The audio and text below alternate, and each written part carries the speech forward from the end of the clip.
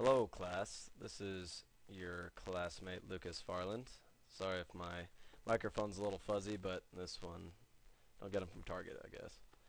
But I'll be doing a presentation on Alexander the Great, this guy right here.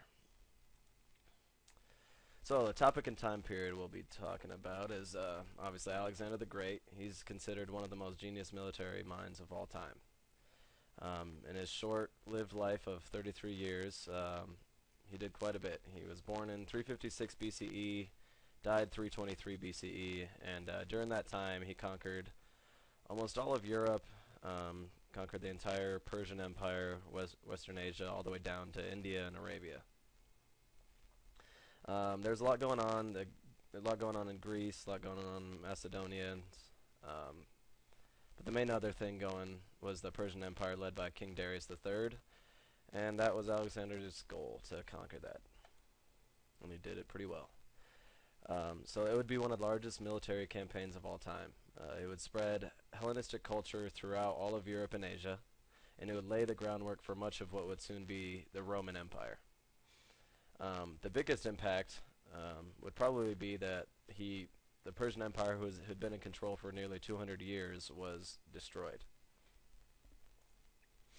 So, the contemporary thinking of the time, even though Alexander the Great was eventually a legend, when he first rose to power, he wasn't quite so popular. The Greeks had very prejudiced feelings towards the Macedonians. They considered them barbarians.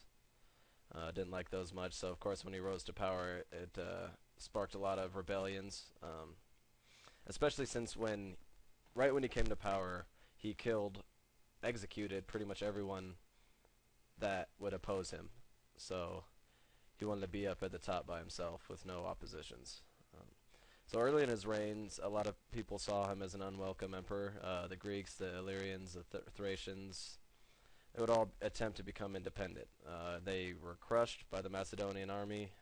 Never really happened, so he was in control. So when he'd leave to start conquering the Near East, of course he was a huge threat, especially after they saw how successful he is at conquering all these cities.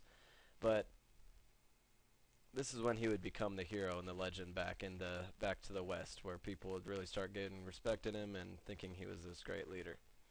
But actually, a lot of the cities which he conquered were actually pretty happy to have him liberate them from the Persian rule, because with him he would bring scholars, philosophers, things like that to spread the Hellenistic culture, but it would also educate them, and he wasn't quite the tyrant that a lot of these Persian emperors were. So sometimes he would be accepted, but everyone thought a little different. So important events through Alexander's reign. It started with the assassination of his father Philip II. After that is when he really became.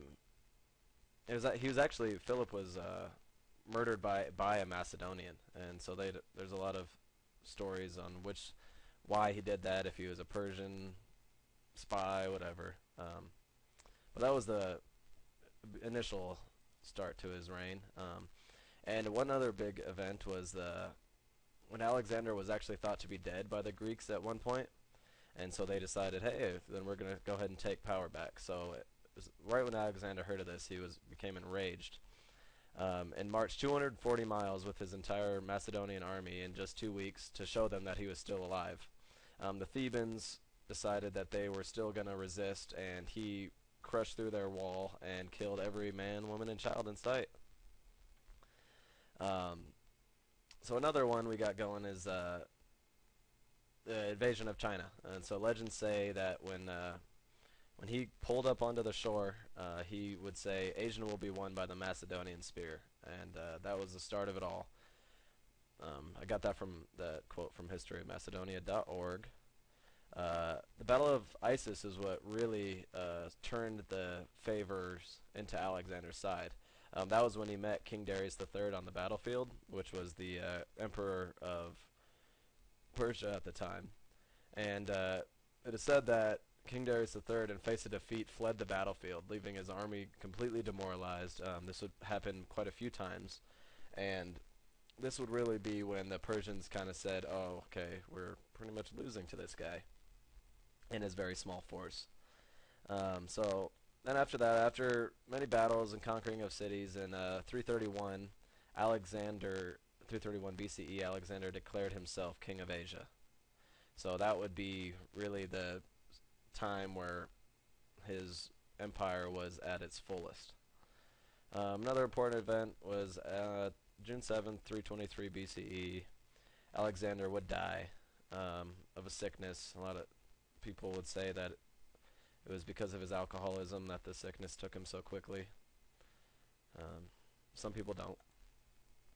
So here's some pictures got from historyofmacedonia.org. This top picture here is when he was getting onto the coast, and this is when he declared that Asia would be won by the Macedonian spear. Here's down here some ships that they were using. Had a relatively small force. They took all these boats and sailed over to Asia Minor. So here's a timeline kind of what has been going on. I got this from ancient.eu.com, and I kind of shortened it a little bit because it was a lot longer, but I kept the important events.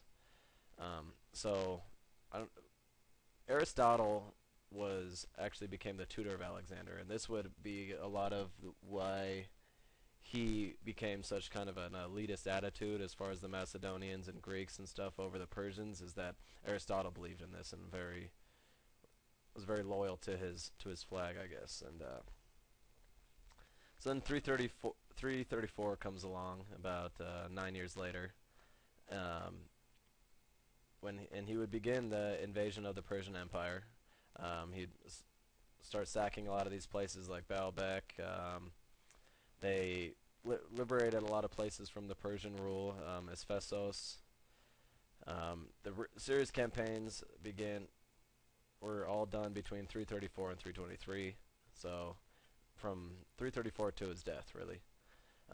Alexander then would sack Sidon, and then the big one, Battle of the Isis, this is when he was victorious against Darius III of Persia, which really was one of the biggest battles between the two. He moves down to Syria, turns towards Egypt, besieges Tyre, conquest of Levant, I think is how you say it. See, we got a lot of going here. Alexander founds 331 BCE. He founds the first Alexandria. There would actually end up being a lot of those, but the first one was in port town of Rakadis in Egypt. So 331 again, a little later that year. Egypt is conquered with no resistance. He walked in, said, "Hey, do you guys want to fight?" They said, "No, you can have it." So he took that. And then after the Battle of Gaugamela, that's when Alexander decided to call himself King of Asia. So he had been successful at that point. Then we go down all the way here. 325 is when the Alexander. This would be the end of his reign. Last thing he would conquer was India. And then a couple years later, he would die. Short life, but did a lot.